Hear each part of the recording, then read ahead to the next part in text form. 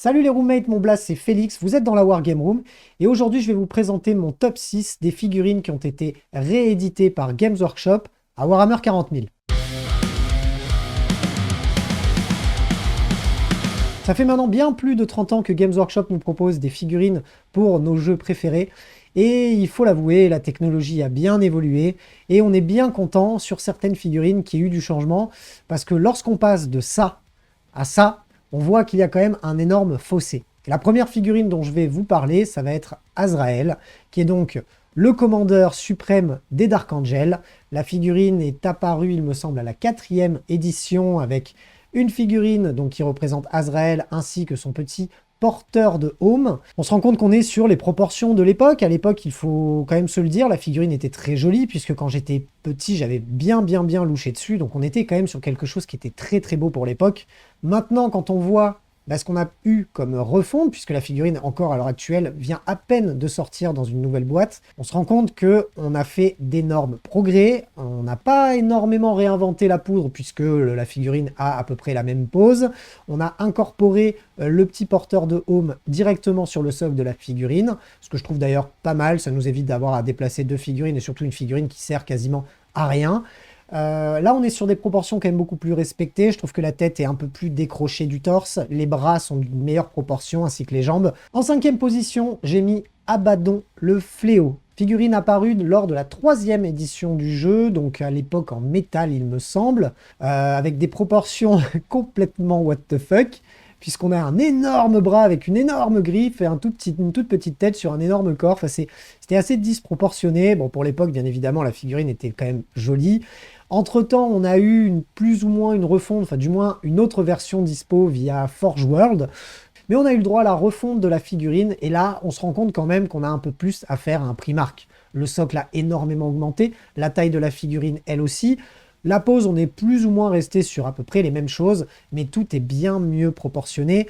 Genre de figurines sur lesquelles on a un énorme tas de détails à peindre, et si on veut y passer 70 heures, on va largement pouvoir le faire. Et même si on est moins sur des proportions dantesques par rapport, par exemple, à la griffe énergétique, elle fait pas moins peur pour autant. Qui plus est, Abaddon le Fléau est devenue une figurine particulièrement forte à jouer en V9, même si elle a perdu un petit peu de sa superbe ces derniers temps, puisque c'était clairement, on peut se le dire, une figurine complètement pétée. On est quand même bien content d'en avoir une nouvelle, qui met d'ailleurs un peu plus en valeur le fait que cette figurine est un Primark. Voilà, là on a une figurine qui est bien plus grosse que les autres, et on a bien compris pourquoi c'était lui le chef. Vient ensuite Ghazghkull Traka, le big boss de la WAG et des Goths. On est passé tout de même de ça, à ça, puis ça.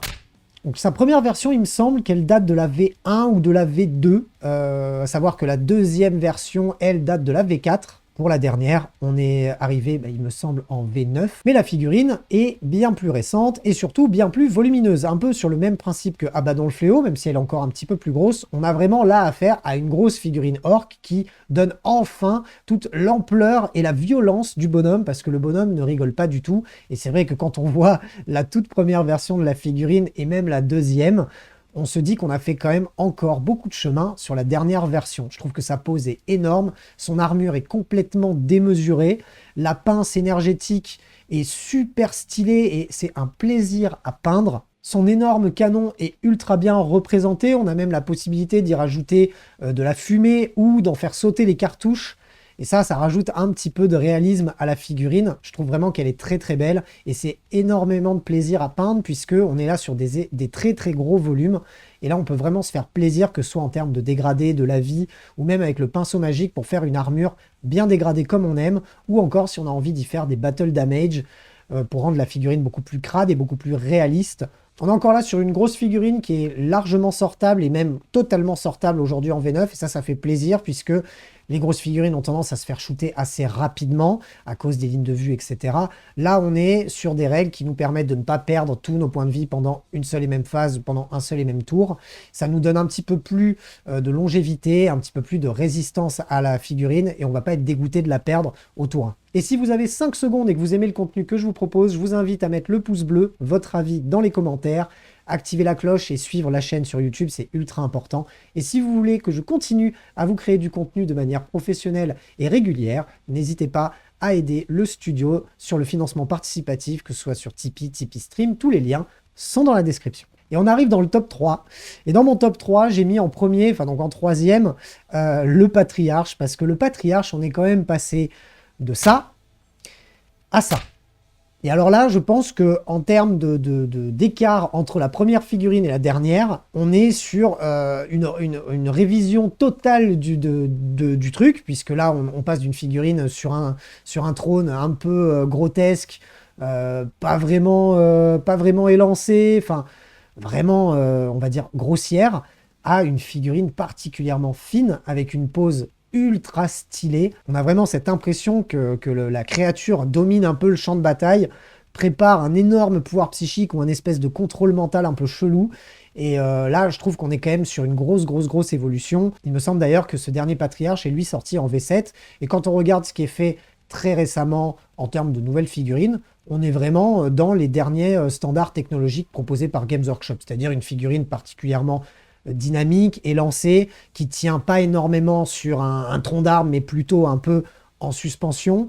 La pose est très cool, le socle scénique quant à lui la rend encore plus imposante, et en plus encore en termes de jeu, on est là sur un Psyker qui va quand même pas mal meuler au corps à corps, booster les Genestealers autour de lui, et encore une fois une figurine ultra plaisante à peindre, surtout si on utilise la gamme contraste et qu'on a envie d'avoir un rendu rapide, que ce soit sur la chitine ou encore sur les faces de chair et les griffes, on va arriver à un résultat plutôt sympa, avec une technique des plus basiques et du coup en très peu de temps. Sur le podium en deuxième position, on retrouve Méphiston, mon armée de cœur. Pour ceux qui suivent la chaîne depuis un moment, vous savez que les Blood Angels, c'est un petit peu mon armée préférée. Méphiston est un des personnages de Warhammer 40 000 qui me plaît le plus.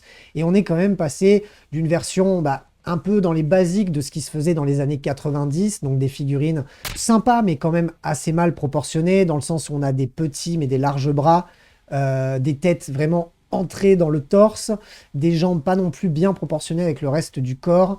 Souvent, les épées paraissent énormément épaisses par rapport à la taille de la figurine. Enfin, on avait quand même un problème de proportion sur ces figurines-là, même si à l'époque, je me rappelle aussi quand j'étais gamin, j'avais vraiment louché sur cette figurine parce que je la trouvais magnifique. Maintenant, quand on voit la refonte qu'on a eu primarisée, et là, on est clairement dans une autre dimension. On a un visage beaucoup plus marqué, beaucoup plus détaillé. L'épée est beaucoup mieux proportionnée. La cape qui vole au vent est un plaisir à peindre. Là encore, pour faire des dégradés, c'est ultra cool. Le socle scénique est sympa. On a vraiment une figurine qui est imposante. Top 2, clairement, parce que c'est un petit peu le cœur qui parle. Mais j'aime beaucoup et j'ai vraiment pris un énorme plaisir à la peindre comparé à l'ancienne, puisque j'ai peint les deux figurines. Alors, j'avais pas le même niveau de peinture quand j'ai peint le premier, mais je suis quand même bien content du résultat que j'ai réussi à avoir avec le deuxième, surtout que j'ai utilisé des techniques simples en brossage humide. Et le rendu sur la cape est très cool. 2-3 petits linings, 2-3 petits effets de lumière sur l'épée ou sur le visage pour donner un aspect énergétique au pouvoir psy. Un peu de lumière bleutée dans les yeux. Et on a là un Psyker bien stylé et on n'a pas besoin d'y passer 70 heures pour mettre en valeur cette magnifique figurine qui est Méphiston.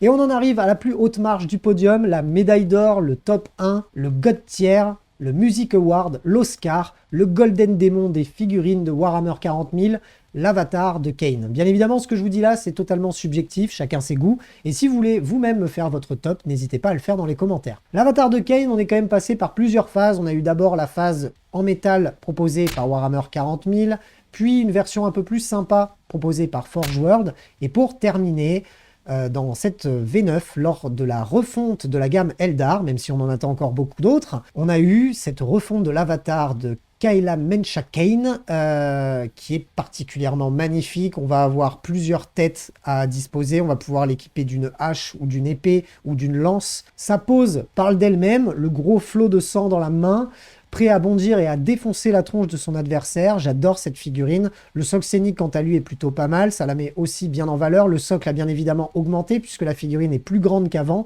On est sur une figurine qui est un petit peu plus grande qu'un marcheur Eldar. D'ailleurs, à ce sujet, je m'attendais à une figurine peut-être un peu plus imposante. Ce serait peut-être le petit malus que je pourrais donner à cette figurine. Je m'attendais à quelque chose plus proche d'un démon majeur, un petit peu peut-être plus petit, mais au moins proche d'un gardien des secrets ou autre. Et là, on se retrouve avec quand même quelque chose qui est un poil plus petit, donc entre le marcheur Eldar et le gardien des secrets.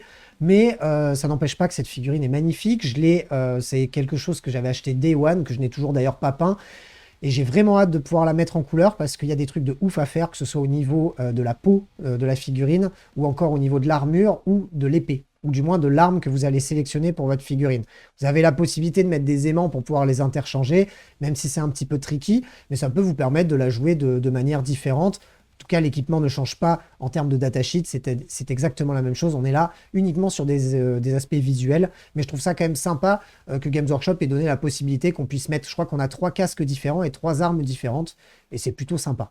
N'hésitez pas à vous aussi me faire votre top 3, votre top 6, votre top 10 des unités qui ont été refaites par Games Workshop ces dernières années. On se retrouve très bientôt pour plein d'autres vidéos. D'ici là, prenez soin de vous. Salut les roommates!